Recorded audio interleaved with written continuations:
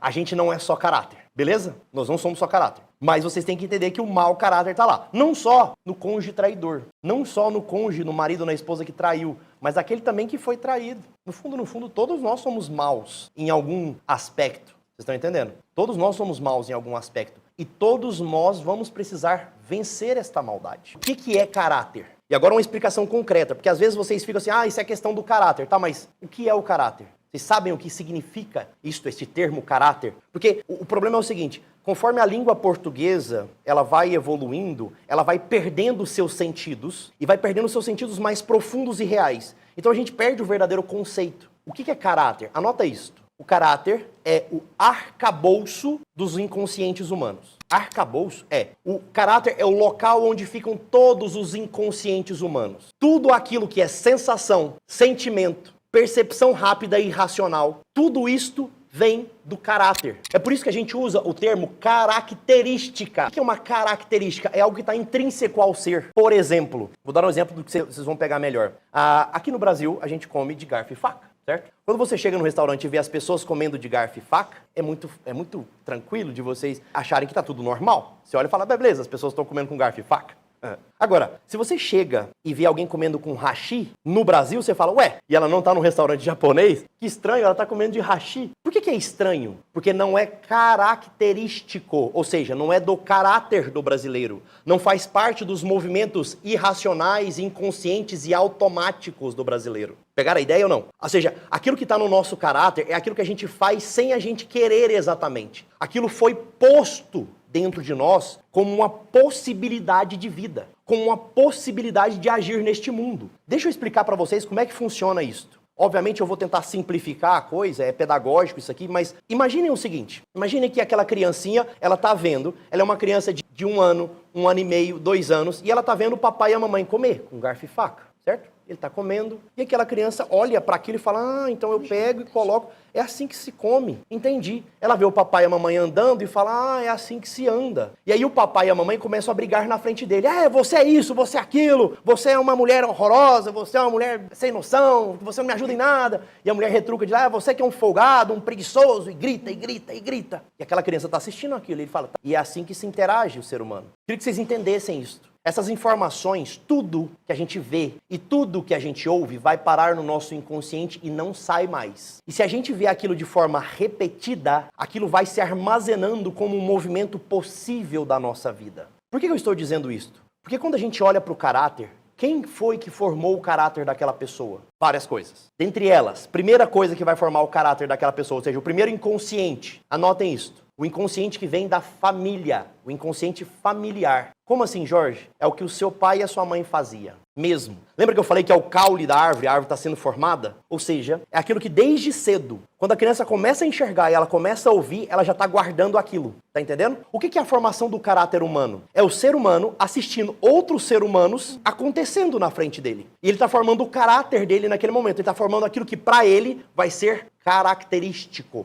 Prestem atenção. Prestem atenção que isso aqui é muito importante. Até quando que vai essa formação do caráter? Esta é a resposta que vocês precisam entender. A formação do nosso caráter, ele começa dos 0 anos. Ou seja, desde a barriga, você já começa a formar o caráter. É por isso que quando o pai canta na barriga da mãe para a criança, e depois a criança nasce, e o pai canta novamente, a criança acalma. Por quê? Porque já está na estrutura do caráter daquela criança, aquele cântico com aquela voz masculina alinhado a uma calmaria dentro do ventre da mãe. A criança ela consegue simular aquilo novamente. Então, desde o ventre materno, o caráter já começa a ser formado. Agora, esse caráter ele vai sendo formado até quando? A parte mais central do caráter, mais primitiva, que é aquela parte mais sólida do caráter, ela é formada até os 7 anos de idade. Que é onde a gente fala, que é onde a gente inicia, de fato, conclui-se a primeira fase da razão humana. Então, dos 2 aos 7 é a principal fase. Antes dos 2 também já está sendo formado, mas principalmente dos 2 aos 7 é onde tem a formação do caráter central daquela criança, certo? Dos 2 aos 7. Depois tem um segundo caráter um pouco mais superficial que vai ser formado dos 7 até mais ou menos os 14, 15 anos. Beleza? E depois disso, o caráter não muda mais. Atenção, isso que eu vou falar isso para vocês. Prestem atenção. Depois de formado o caráter, aos 15 anos, ele não muda mais, a não ser por um milagre divino. Ele não muda mais. O que eu quero dizer com isso? Quer dizer que aqueles comportamentos medulares, aqueles comportamentos automáticos, aqueles comportamentos que eu vou ter sem parar para pensar, eles serão formados e forjados até os meus 15 anos de idade. E aí é que tá. O que vocês assistiram até os 15 anos de idade de vocês? Primeiro, o movimento dos pais de vocês, certo? O que o papai e a mamãe faziam. Segundo, atenção, o que a gente chama de caráter hereditário. O que é isso, caráter hereditário? Vocês já ouviram falar de maldição hereditária, sim ou não? Prestem atenção, senão vocês não vão entender. Já ouviram falar de maldição hereditária? O que seria a ideia de maldição hereditária? Na verdade, o que a gente consegue explicar do ponto de vista da psicologia, que seria essa ideia de maldição, nada mais é do que o seguinte: o pai erra em algum aspecto. Aquele erro, ele é passado para o filho no código genético. Jorge, isso existe? Existe. Depois, quem quiser pesquisar sobre isso, tem um professor que chama Leopold Zonde, ou Leopold Zonde. É um grande gênio do nosso tempo, que ele consegue provar que algumas características, algumas inclinações naturais, atenção, não estou falando do ato mal, eu estou falando somente a inclinação a fazer errado. Esta inclinação a fazer errado, ela vem substancialmente, ela pode vir substancialmente de uma origem genética, epigenética. Como é que esse especialista fez isso? Como é que o professor Zonde fez isso? Ele fez uma pesquisa com milhares de pacientes, em que ele conseguia mostrar, por exemplo, que um pai tinha inclinação à traição, tinha inclinação ao alcoolismo e tinha inclinação a, sei lá, gostar de loiras. E ele conseguia perceber que o filho nasce com as mesmas inclinações. A inclinação ao álcool, a inclinação à traição e a inclinação a gostar de loiras. Mesmo que esse filho nunca tenha conhecido esse pai. Esse filho não precisa ter conhecido esse pai para ele herdar estas más inclinações. A própria ideia de pecado original, ela se encaixaria aqui. Como assim? Bom, Adão, que é pai de todos, peca por egoísmo. Ele quer fazer a vontade dele e não a vontade de Deus. E todos os seus filhos herdaram esta inclinação. De novo, não é o erro. Isso aqui é uma coisa que vocês interpretam muito errado. Tem muita gente que fala assim, isso é falta de caráter. Não existe falta de caráter. Existe o caráter bem formado ou mal formado. E também não é um caráter só mal formado. Caráter é tudo que eu vou receber na minha infância e na minha adolescência. Por exemplo, tem homens que têm uma facilidade gigante para o trabalho. Eles têm nenhum problema para o trabalho. Eles conseguem acordar cedo, tranquilo no trabalho e é gostoso para ele, porque aquilo está no caráter dele. Tem outros que vão ter uma dificuldade tremenda. Na vida externa, ambos vão ser iguais. O que tem facilidade, o que tem dificuldade, ambos vão ter que acordar cedo e trabalhar. Só que um vai ter uma facilidade maior do que o outro. Pode ser que o cara tenha um bom caráter para o trabalho e um péssimo caráter para o matrimônio. Pode ser que ele tenha um bom caráter para o matrimônio, mas um péssimo caráter para a paternidade. É isto. O que eu preciso que vocês entendam é que estas coisas más, elas vêm de algum lugar. Eu disse, papai e mamãe, os exemplos dos nossos pais, também dos outros familiares, mas sobretudo o exemplo dos nossos pais. Depois eu disse, essa origem genética ou epigenética, certo? O que mais ajuda a formar o nosso caráter? Todos os programas de televisão que a gente assistiu, todas as ideologias que a gente passou por ela na nossa infância, na nossa adolescência.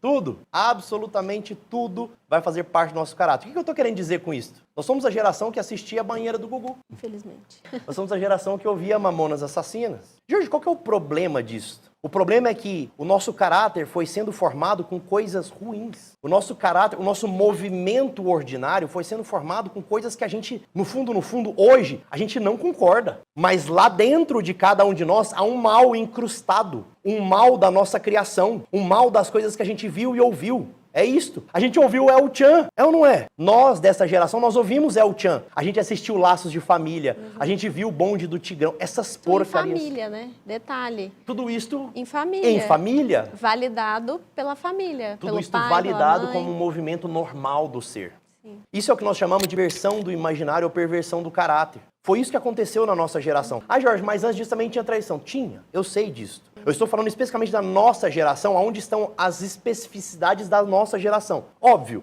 no passado também houve má formação, houve por outras coisas, como eu disse, epigenético, criação dos pais, etc. Mas aqui, vocês precisam entender que no nosso tempo, coisas como presença de Anitta, coisas como novela das 9, essas coisas todas, elas vão gerar uma má estrutura do caráter, somada àquilo que a gente via na nossa casa, dentro de casa, papai e mamãe fazendo aquelas porcarias, às vezes discutindo, brigando, às vezes o pai trai, às vezes a mãe trai, e você assiste aquela cena toda, a criança sofre com aquilo, e entendam, isto vai ser ancorado no caráter. Inclusive, Prestem bastante atenção nisso aqui que eu vou dizer. Quantos de vocês já não ouviram a frase, eu nunca vou fazer como meu pai fez, e faz igualzinho? Fala aqui pra mim no chat, quantos de vocês já não viram essa cena? Eu nunca vou repetir o que o meu pai fazia. E chega lá na frente e faz igualzinho o pai fazia. Já viram isso? Eu tenho certeza que todos vocês aqui presentes nesse chat já viram isso. Todos vocês, sem exceção. Eu nunca vou repetir as coisas do meu pai. Vai lá e faz igual. Eu nunca vou ser como a minha mãe. Faz igual. Igual. Por quê? Porque isso está ancorado no seu caráter. Você está entendendo? Ou seja,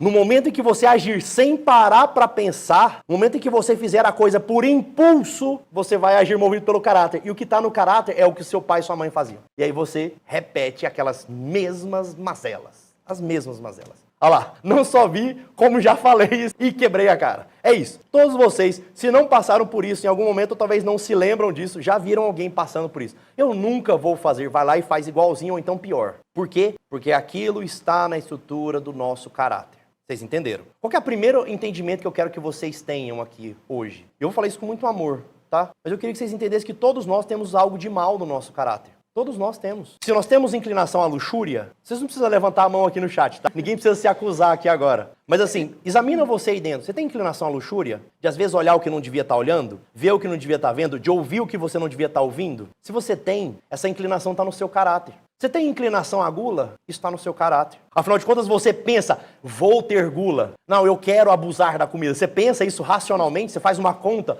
Não, eu acho que eu tenho o direito de abusar da comida, porque isso vai ser bom, isso vai ser lógico, vai fazer sentido na minha vida. Óbvio que não, não é isso? É óbvio que não. Ou seja, você tem inclinação à gula? Isso está no seu caráter. Você tem inclinação à avareza, à preguiça, à ira, à inveja, à soberba, à vaidade. Você tem inclinação a estas coisas? Sim ou não? Bom, se você tem inclinação a qualquer destas coisas, pode ter certeza, isso está no seu caráter. O que eu quero dizer com isso? Significa que isso não vai sair daí. Se você hoje tem inclinação à mentira, esta inclinação nunca vai te abandonar. Se você tem inclinação à traição, isso nunca vai te abandonar. Se você tem inclinação à pornografia, isso nunca vai te abandonar. Se você tem inclinação a ser irado, a ser vaidoso, a ser soberbo, isso nunca vai te abandonar. Só que isto não determina quem nós somos. É isto daqui que eu preciso que vocês tenham a clareza. A árvore, ela não é só tronco. Ela não é só tronco. E a partir do momento que vocês entenderem que a árvore não é só tronco, agora sim, a coisa começa a melhorar. Ou seja, a gente não é só caráter, beleza? Nós não somos só caráter. Mas vocês têm que entender que o mau caráter está lá. Não só no cônjuge traidor,